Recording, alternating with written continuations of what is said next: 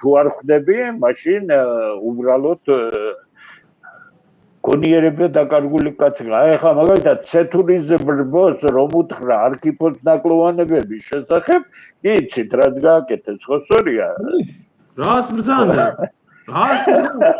რაც გავაკეთებ დათას და მის მეგობარს გავაკეთებენ, ხო? ხო. ასე რომ მამას რა ეშველება ბატონო დემურ, როდესაც აი მე ერთი რაღაცის თქვა მინდა, იცით? აი ხშირად, აი საქართველოში ახლა მე ხო ამ წლების ბოლო 3 წელიწადია რაც მიწევს ემიგრაციაში ყოფნა და აი სამწუხაროდ, აი ახლა სანამ წინა ლაივს ჩავწერდით თუნდაც ეს იარლიკების მოკერება, ეს რაღაცა დაუწერელი კანონების დასტანდარტება, იმასთან რატო საუბრობ, ამასთან რატო საუბრობ, ის რატო არის შენ გვერდ, ეს ჩამოყალიბებული არის უშიშროების ტრენდიდან, რომ ადამიანი იქნას მაქსიმალურად კომპლექსირებული და ჩაკეტილი. პრობლემას მე ვხედავ ერთ მთავარ რაღაცაში. ესე იგი, საქართველოში მთავარი პრობლემა არის რა? ადამიანების გონება არის სრულიად დამონებული. არიციან, თქმა უნდათ ვერ ამბობენ. გაკეთება უნდათ ვერ აკეთებენ. საკუთარი ნების წინააღმდეგ ცხოვრობენ და თავს იმართლებენ, რომ ხო უკეთესი საშუალება რა. როდესმე მონას რამე შეუქმნია, ადამიანი შინაგანად უნდა იყოს თავისუფალი, თავისუფალმა ადამიანმა კითხვა უნდა დასვას. პასუხი უნდა მიიღოს. აი ერმილე, შენ ახლა შეეხეთ ძალიან მნიშვნელოვან საკითხს, მაგრამ მოდი მიზეზები ავხსნათ იმისა, რაც გვაქვს.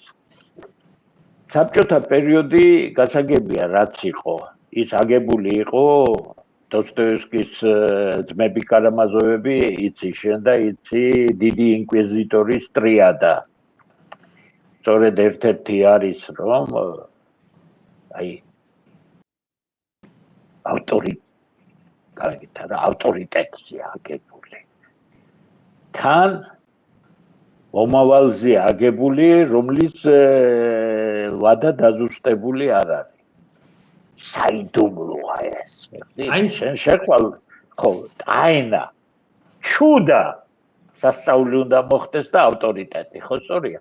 სამივემ ჩამოაყალიბა ინფანტილიზებული, ანუ დიდი ქართველი ადამიანები საბჭოთა კავშირმა. ნახეთ, როდესაც 80-იან წლებში იყო უზარმაზარ და უკვე დაინგრა საბჭოთა კავშირი 92 წლისთვის, აღმოჩნდა რომ საქართველოში უფროსთა თაობას არ გააჩნია ამ ინფანტილიზმიდან გამოსვლის საშუალება და მათ უღალატეს ქვეყანა.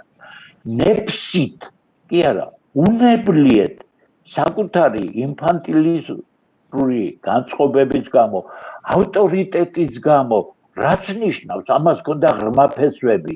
ავტორიტეტია, უფროსია, მთავარი თორე შენ გვერდით როდგაც იგი არავინ არაა. ვინა, კაცო, შენ გვერდით ადამიანი და კარგად. ხო, შენ გვერდით ყოფი ადამიანი ხო არარაობა. შენ ბელადი ყავს, ეგერ ზევით ყავს. მინი უფროსი ყავს, სადღაც მუშაობს, სადღაც ესე იგი ისაა მთავარი. იგი რასაც გეტყვის, თორე შენ გვერდით ვიღაცა არაფერიც. აი ეს უბედურება ინფანტილიზმი, რომელიც შენარჩუნებული იქნა თავიდან ბოლომდე და გადავიდა თავისუფალ საქართველოში, რომ ქართველი თავისუფლების შემგზნები რაღაც საკუთარი თანამემამულის მგზნობი კი არ აღმოჩნდა. ერთი ტიპის ბელადიდან გადავიდა მეორე ტიპის ბელადში და მას ეზიზღება მის გვერდით მდგომი. აი ის რაც შენ თქვი, ეს ინფანტილიზმის შედეგია. შენ ვინა ხარ? მე ვინა ვარ, კაცო, ეგერ უფროსი ყავს, იმან უთხრა. თან თვალით არ უნახავს ის უფროსი, მაგრამ ის უფროსია. აქ მენტალური ჭაობია, ამიტომ არის ჩვენ შევედით ამ კოლოსალურ დაპირისპირებაში, რატო იცით ჩვენ უნდა გავარღვიოთ ეს სისტემა. ნებაყოფლობით შემოვედით ამ საქმეში. ჩვენ კარგად უნდა ვიცოდეთ, რომ არაფერი არ დაგვაკლდება.